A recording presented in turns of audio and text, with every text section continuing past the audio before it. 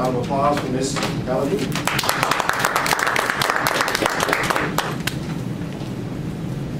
Good afternoon, fellow Toastmasters.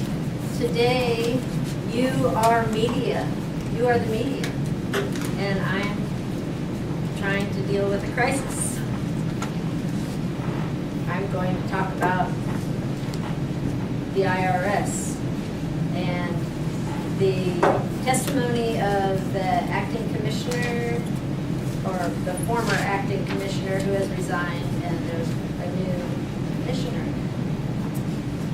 So the issue is there were no partisan politics involved with the processing of exemption applications for the IRS.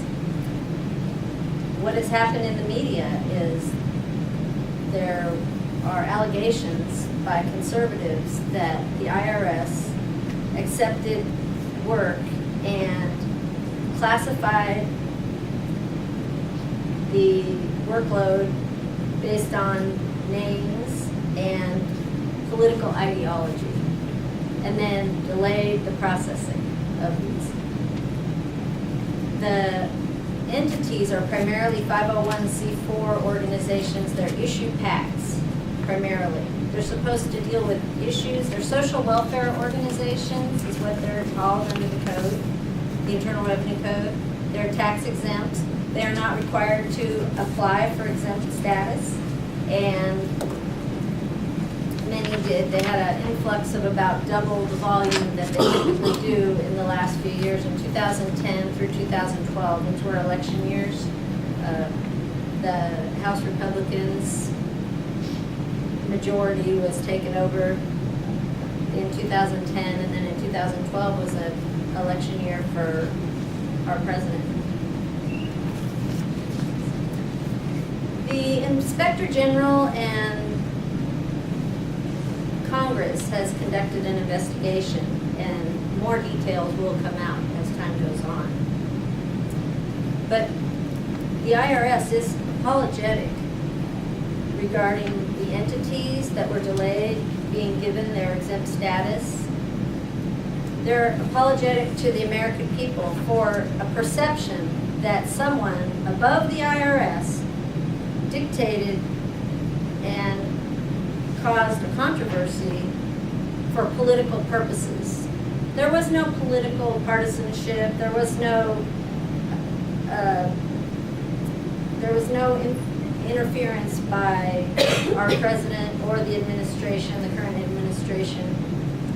There was no interference by Congress.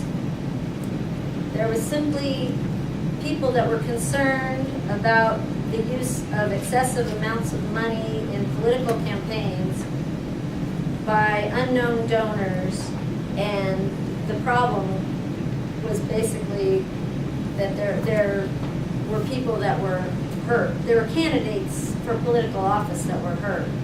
But this had nothing to do with the IRS. The IRS didn't cause those candidates to be hurt.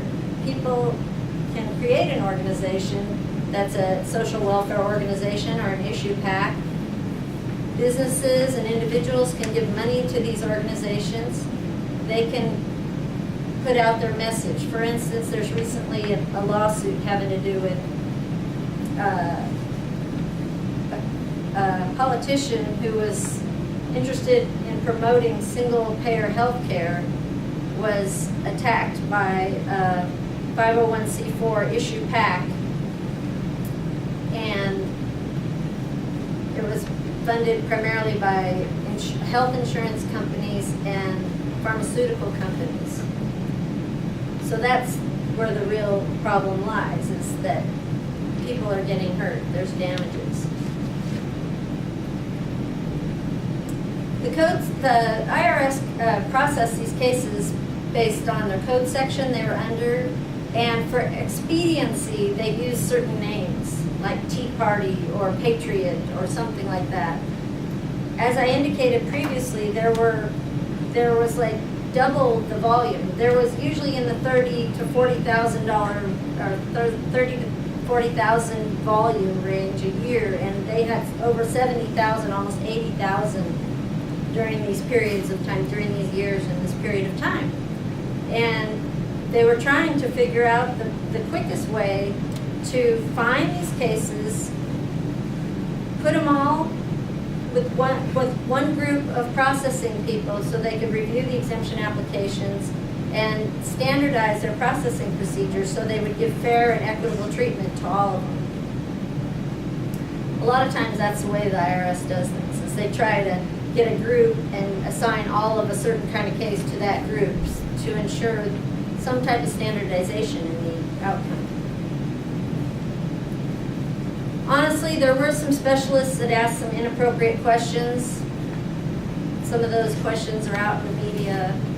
We have to get to the bottom of that, and that was part of what the Inspector General was out doing, and there will still be more investigation to follow. Overall, we have a solemn duty to act as responsible, fair, and impartial stewards of the U.S. Americans' dollars. There is an attempt every day by the employees and the executives of the Internal Revenue Service to do that in a just, fair manner with integrity for everyone. Me personally, I don't know everything, but what I can tell you is everyone that I know from the commissioner down would never use partisan politics and jeopardize their own position within that agency. They just wouldn't do it there's nothing to gain. There's nothing in it for them. So most people are honest and they just try to do the job the best way they can. They were just dealing with an overload of work, trying to be expeditious, and that was the problem. Do I have any questions?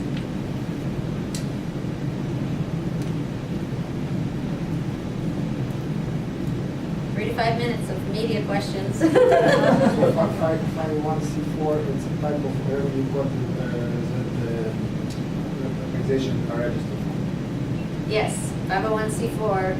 It applies to social welfare organizations. They are allowed to do legislative activity. Is it type of non-profit? Nonprofit. That means their income in excess of their expenses is tax exempt. So they keep it for future periods of time, or campaigns, or for future use, but they don't get taxed on How it. is different from 501c3? 501c3s can receive tax-deductible contributions under Section 170C of the code. So you as an individual can give a contribution to a 501c3 organization, and you can write it off on your Schedule A for your income taxes. The other one, C4.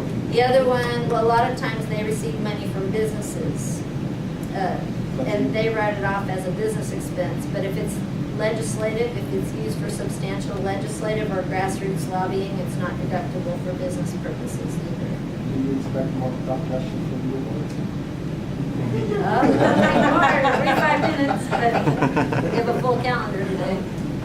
So, you said they used keywords such as Patriot and Tea Party. Those are typically associated with conservative groups, and so, or were there also keywords that were used that might be associated with liberal groups or neutral type parties? Well, during the hearings, they mentioned they hadn't found any with progressive or some type of phrase like that, but they are going to further investigate that. Any other questions?